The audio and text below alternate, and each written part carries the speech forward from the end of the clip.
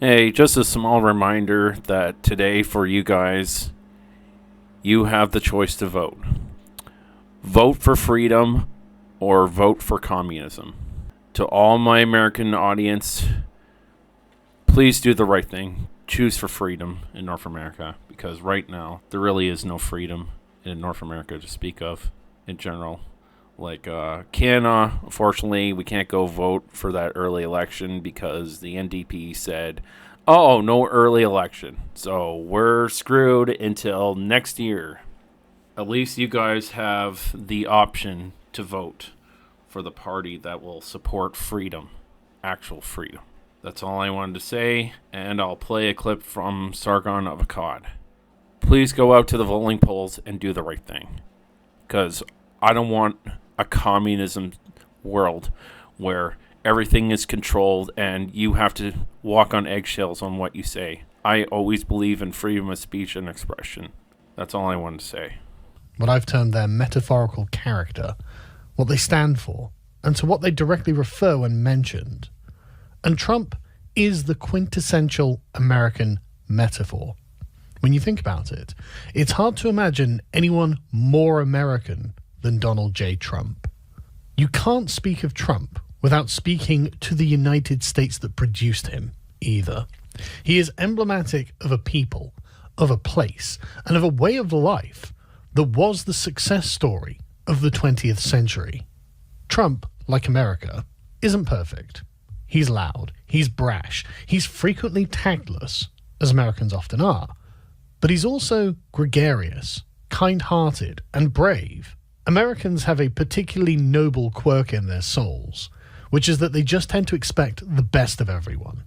They're an optimistic people. They can get things done.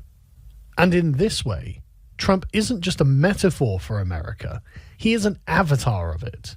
He is the most American I've ever seen, and he shamelessly and open-heartedly loves his country.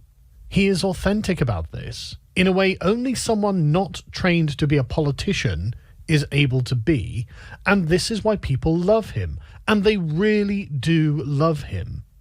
He is standing up for a certain way of life, their way of life, a way of life that is open, honest, and respectable, in which they are a free people, able to live unbounded by excess rules, to deal with the world as they see fit, and where hard work is properly rewarded. So what is ranged against him? Well, it's hard to pin down exactly. Some kind of informal but tangible international liberal order, which operates in a completely different way. It isn't happy, it isn't confident, it isn't predicated on hard work and honesty. In fact, it seems to be an amalgamation of all of the worst traits a person can possess. The forces against him pretend to be joyous or optimistic, but they are instead envious, bitter, resentful, pessimistic, scheming, and deceitful. What the Democrat machine has drawn together are the angry, selfish, indolent, and jealous malcontents of America. People who never built anything, and who look with seething hatred upon those that did, and see state power as a way of taking from the hard-working and redistributing it to their lazy and often criminal dependents. Theirs is an empire built from a grim reliance on the dark side of human nature, the self-interested, grasping, green-eyed side. They have created a coalition of vice and declare it to be the equal of virtue. Present in their hearts is a manifest state of injustice, and they seek to externalize that not just upon America, but the entire world. Look at what they're offering.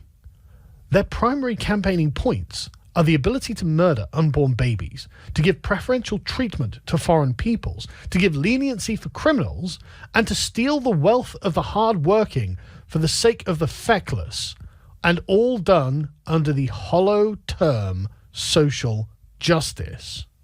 This is not just an election.